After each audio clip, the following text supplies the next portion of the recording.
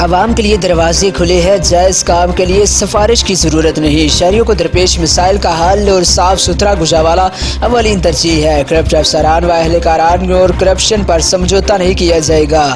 جزا اور سزا کا عمل جاری رہے گا۔ افسران و ملازمین اپنے آپ کو عوام کی خدمت کے لیے وقف کر دیں۔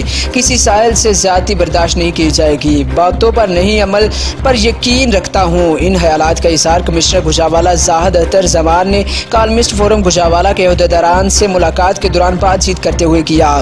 کالمسٹ فورم گوجرانوالہ کے وفد کی قیادت صدر کالمسٹ فورم گوجرانوالہ چودھری ارشاد اللہ سندھو نے کی، جبکہ وفد میں پیر محمد اشرف شاکر، میئر محمد امین ایڈوکیٹ ڈاکٹر شیر محمد علی انصاری، رانا محمد ابراہیم نفیس، عتیق انور راجہ، میئر ناصر اقبال مہر، retired D S P Ghulam Abbas, سلطان محمود گجر، سفارش علی باجوہ، حکیم محمد جمیل آسی، میاں ارشد مرزر، ایڈوکیٹ جبران سندھو شامل تھے۔ اس موقع پر P R O commissioner Gujranwala Nadeem Butt اور ڈپٹی ڈائریکٹر تعلقات آبا گوجرانوالہ افتخار علی شاہ بھی موجود تھے۔ صدر کالمسٹ فورم گوجرانوالہ چودھری ارشاد اللہ سندھو نے کمشنر گوجرانوالہ زاہد اختر زمان کو ہر ممکن تعاون کی یقین دہانی کروائی اور کالمسٹ فورم گوجرانوالہ کی طرف سے شیلڈ بھی پیش کی۔